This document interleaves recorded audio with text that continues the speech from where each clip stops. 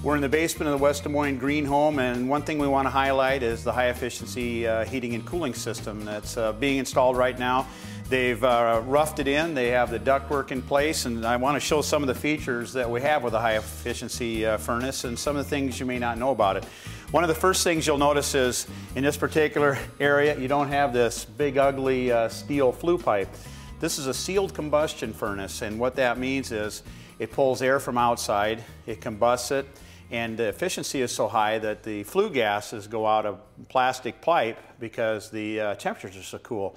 Instead of having a natural draft furnace where it combusts inside air, it goes out through the plastic. In the natural draft, what happens is you're relying on atmospheric pressures, the flue gases go up. One disadvantage to that is a chance of carbon monoxide. If there's any negative pressures inside the house, like kicking on a bathroom fan or kitchen fan, you could possibly backdraft the gases. So this pretty much eliminates the chance of that. You can tell this is a really quality installation. For one thing, you could tell that they have mastic taped all of the seams, and one of the nicest details on here is you can really see how they've taken extra time and effort to seal these junction points. This is the return air, this is the supply side. So this air is coming from the rest of the house, coming back to the furnace to be heated. So you don't want any air loss. We don't want any duct leakage because then that would affect the design. So everything is sealed. So as the air comes down and goes into the furnace to be reheated, it'll come down into the bottom of the return air. And this is a really nice detail that they've done. Instead of having a square bottom, this angle takes the air and throws it more towards the filter, and so that the air can be cleaned. This is really a nice detail that's just come out in the last few years. A mag seal that goes over the top of the filter, so when you replace or put a new filter in, with the mag seal you can write when you changed it, and obviously you're going to have to add some more lines here because this isn't near enough times, but you can write the date that you changed, keep track of it, put this back on, and this does a very good job of sealing the air out and keeping this tight, plus keeping a good record. This furnace is 93% efficient, so it's very high efficiency. One of the issues with a high efficiency condensing furnace is that you have a condensate that comes out in a small drain hose. You may have seen it in your own home where there's a plastic hose running to a floor drain. In this particular case, in the drain installation, they put it right next to the furnace, so that was right in the design phase. Rather than having a hose run all over the floor, they have it right next to the furnace. And this drain will also be used for the condensate that will be coming for our ventilation system that's going to be installed later. Another thing you can tell about the quality of the installation is the supply side duct is all insulated. This helps retain a lot of the heat as it's being transferred to the rest of the house. It's also a lot quieter. On the return side, the ductwork is uninsulated, so you can tell by the sound on the hollow sound there. And on the supply side, it's insulated, which cuts down quite a bit on the noise. So what we want to do now is go over and take a look at the supply ductwork that heads over to the room up above. Now it looks like flex duct, but actually what it is it's solid pipe. It's been mastic sealed and then an insulation layer put over the outside of it. What this does is that it insulates the pipe, keeps the pipe warm, so it really cuts down on the heat loss that goes from the ductwork to the room. So it really aids in the actual design of the house and how it's going to perform. I want to highlight a couple things here. For one, up on the side of the supply side ductwork, we have a damper control so that when the unit is up and running during the commissioning period, we can actually come in and adjust the damper to control the airflow so that we can get the complete system balanced. There's a lot of different things that can be used to seal these seams. You'll see that we have mastic tape, not duct tape. Don't even waste your time with duct tape. It doesn't work. The other option that you can use is like aluminum tape. The best one, I mean, about the same as this, is a brush-on mastic. The brush-on mastic's very messy, but you know that you've got it into every little seam. It's hand-applied. You buy it in a gallon jug or so. Very messy. If you're going to apply it, either shave your arms or wear a long sleeve shirt.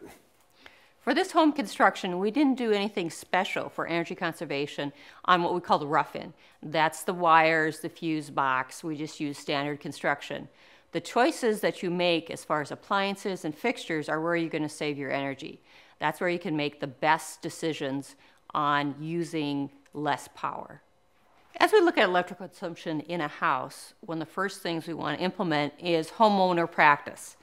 That is a very inexpensive way to reduce energy consumption. And it's as simple as turning out lights, paying attention to what's on, what's off, and even making decisions when you start buying things. Is it something where you really need the in-floor heat? Do you really need all the bells and whistles?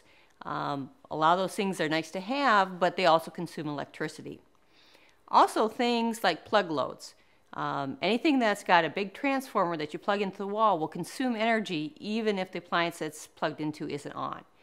There's things that you can use such as special power strips or putting it on a light switch that will allow you to control those phantom loads. You shouldn't be paying for energy if you're not getting any benefit from it. Then as we go into other electrical things, what you want to make sure is that when you purchase an appliance, you're looking for an Energy Star rating. Things like dishwashers, clothes washers, refrigerators, all should have an energy rating on there. And most of them have a choice where you could get an Energy Star rating. You may pay a little bit more up front, but you'll get paid back in the lower consumption. When you look at lighting fixtures, you want to look at, first of all, 3 types of lighting. When we live in a home, we look for overall lighting. That allows us to function, just the general walking around the home, making sure we're not bumping into anything. There's also something called task lighting, which is when we're doing close work, such as in the kitchen or reading, you want a light source that allows you to do that fine work. And then there's accent lighting, and that gives you the ambiance in the home. It makes the home feel warm or bright. When you pick your fixtures, make sure they're focused for that type of use. A lot of choices we have as far as bulbs are fluorescent and other low energy use bulbs. Sometimes they work better in task lighting or overall lighting. There's things like color rendering, which you want to take a look at. One of the complaints about fluorescent lighting was the fact that it was very stark and blue.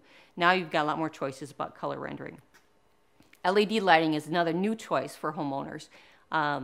It is not developed to the point where you've got a choice for every light fixture, but it's really good for things like task lighting or ambiance lighting. The wattage in the bulbs that you can get over the counter now aren't up to the task of general lighting. When we go through and plan lights, you want to make sure that you locate them where you're going to get the best need and that they're convenient to use. If you have something that's inconvenient to use, chances are you'll leave it on.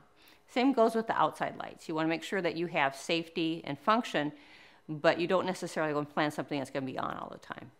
One thing I'd like to do is kind of give you some heads up design-wise as you're working on this. One of the things we want to focus on, typically, especially if you have a walk-out basement, the basement layout will allow you to have a furnace room in the very far corner of the house. And then all of a sudden you're pushing all that air on a diagonal dimension, the longest dimension of the house.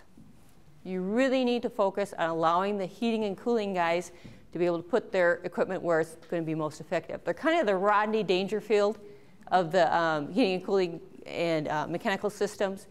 They go in there last, they have to work around everybody else. You need to give them enough respect so they can get their system in and installed correctly. So focus on getting it in the middle of the house so all your runs are equal and not pushing the air any farther than you have to. So something that was pretty darn helpful. We met out here earlier this week with the builder and the heating and cooling guy, and just really trying to make sure everybody's on the same page, making sure he's coordinated well with the other trades. That's the other thing. Everybody's got to get all their stuff into this house, and they've got to work together on it, making sure that the things that have to be someplace don't get taken up by something that doesn't necessarily have to be there. It could be someplace else. So that was real important to important aspect to get everything working properly. And so we looked at the size of the equipment he has in here. Basically, it's the smallest stuff he could possibly find. That's what we needed. And we could probably even went smaller, but there was nothing available. Manufacturers just make them down to a certain level. So we talked earlier about wondering, do I have enough stud cavities for my returns? So for this size of this system, which is a lot smaller than most, and with the different spacing here, these aren't 16 on center, they gave us a lot larger cavities to work with, and we needed less of them. So design-wise for the heating and cooling system is not going to be as big of a challenge as it typically is in a lot of homes. And unfortunately, we talked about earlier, a lot of that, the challenge of the design is because they're putting something that's twice the size of what they need. So twice the size of what I need, now all of a sudden I need twice the amount of walls that I needed for real. So that worked out pretty darn well. And like Linda had talked about, a lot of the aspects that they have put into the actual structure allowed us to have a piece of heating and cooling equipment that was so small. If we didn't put this foam sheathing on here, if they didn't do a good job on these corners, if they didn't do the advanced framing, all that stuff would really factor into how this house will perform. So your typical house, 16 on center, about 20–25% of your walls have no insulation. It's just the studs. So now with that foam board on the outside, we have a continuous insulation and the advanced framing, we have a lot less studs to begin with. So that really reduces our need for heating and cooling. In today's program, we've really focused on the HVAC side and electrical.